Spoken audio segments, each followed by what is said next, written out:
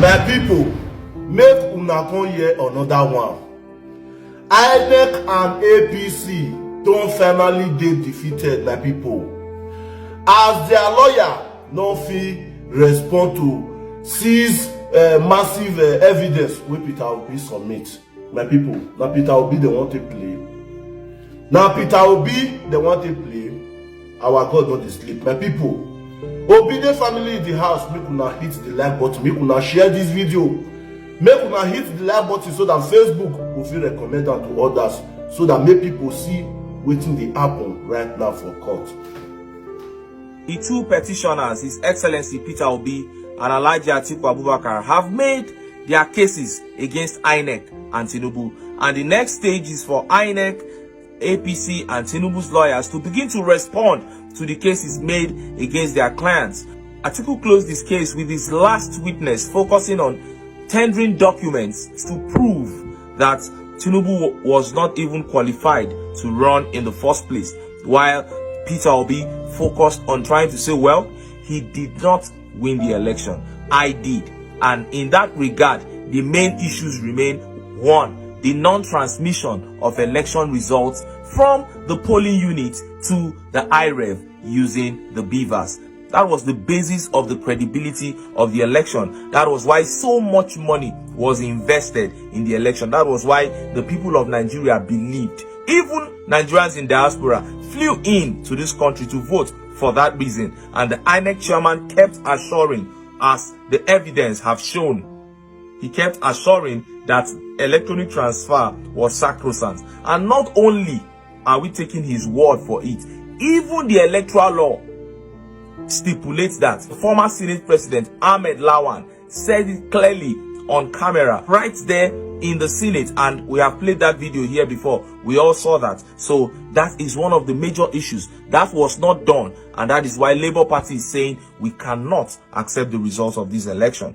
And INEC lawyers are going to really struggle. In fact, there is no way they can clear this non-transmission of results issue in their response. Then number two is the vote recovery. Labour Party believes strongly that in almost all the states in the federation, including states that they won, their votes were reduced. The vote INEC announced that they got, they don't believe is the actual vote they got. Now, Obi has brought certified true copies of Forms EC8, duly certified by INEC, that is polling unit results from all the states in Nigeria.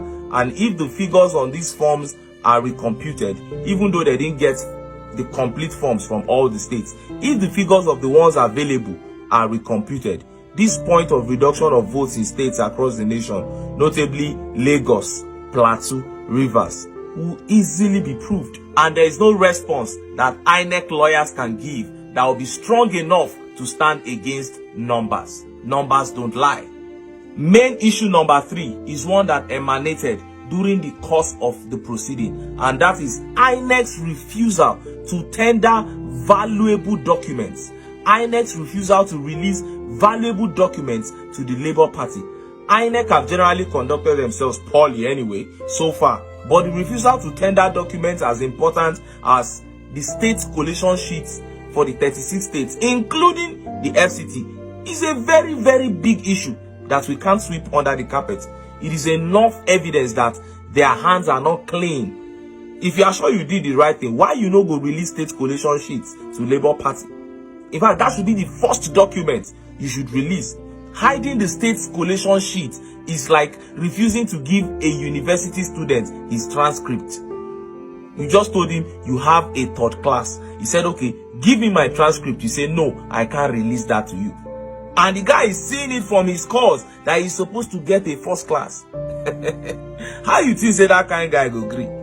And another very major issue, which is the fourth one I want to talk about, is the 18,088 blood result sheets that were revealed by the professor of mathematics from Anambra State, one of the witnesses of Labour Party. We did the calculation here in one of our previous videos that if we have 18,088 blood result sheets, then we are looking at 2,351,481 votes at INEC's disposal to do whatever they want with. And this is just on the average. We used the total number of accredited voters, and the total number of polling units, and we got the average number of voters per polling unit. So if you have 18,088 blood polling unit results, and we have 130 voters, an average of 130 voters per polling unit, then you have to do 18,088 times 130. You have over 2.3 million blood votes, meaning INEC had over 2.3 million votes to mess with. You don't see them. And this is not contestable. The proofs are available and they are apparent. And this also has to do with numbers, and numbers don't lie. So there is no defense that the INEC lawyers can put up here. And another major issue, which is issue number 5 now, is the conflict in IREV figures and the declared national results. And again, the major case here is Rivers State. INEC declared victory for APC's candidate in Rivers State. Conversely, the IREV results showed that it was Labour Party's Peter Obi that won with a landslide.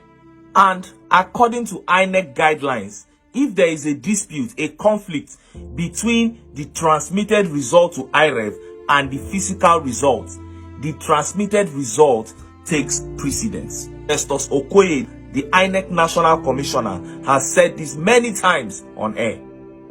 So wetin remain again?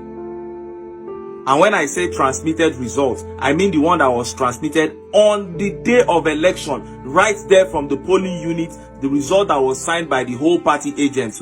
Not the one that INEC went to transfer later, where they were transferring human beings, transferring cars and animals. According to Livy Ozoku, the LP counsel, he said INEC gave them CTCs, true certified true copies of results, and they were seeing animals, they were seeing girls on it doing TikTok.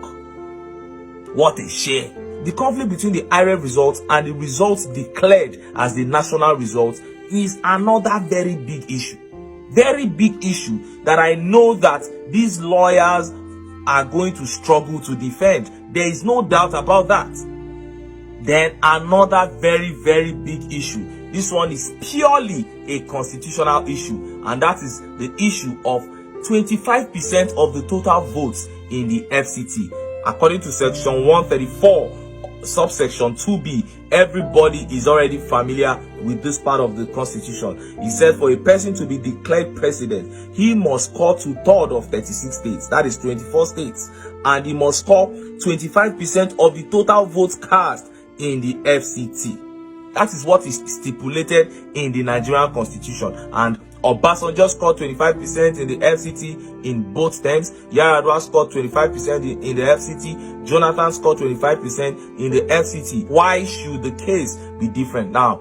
And another solid fact is that the Supreme Court has previously ruled, upholding that 25% is sacrosanct. Is one of the major issues of this tribunal, and that is one of the issues that INEC, APC and Tinubu's lawyers are going to struggle to defend. You saw how INEC was trying to delete the FCT presidential result. Labour Party closed their case before we move to the next stage with their witness, Dr. Yunus Atanko, the spokesman of Labour Party's Presidential Campaign Council. He wrote a 105-page witness statement citing all the malpractices that took place in the February 25th presidential election, then asking that PO be declared the winner of the election. And while he was being cross-examined by the INEC, APC and Tinubu's lawyers, they came with their normal intimidation, but he stood his ground and he actually did very, very well as a star witness. And Atiku closed this case with his witness tendering, of course, documents to show that Tinubu was not even qualified to run in the first place. He tendered the Chicago State University, which Tinubu submitted to INEC, and he pointed out that the gender on that certificate is female. You know, so when you hear some kind things, you go shock. The gender on that certificate, now female be the gender. Hi! Now, wow. Then he tendered Tinubu's NYSC exemption certificate. and the name on it was Tinubu.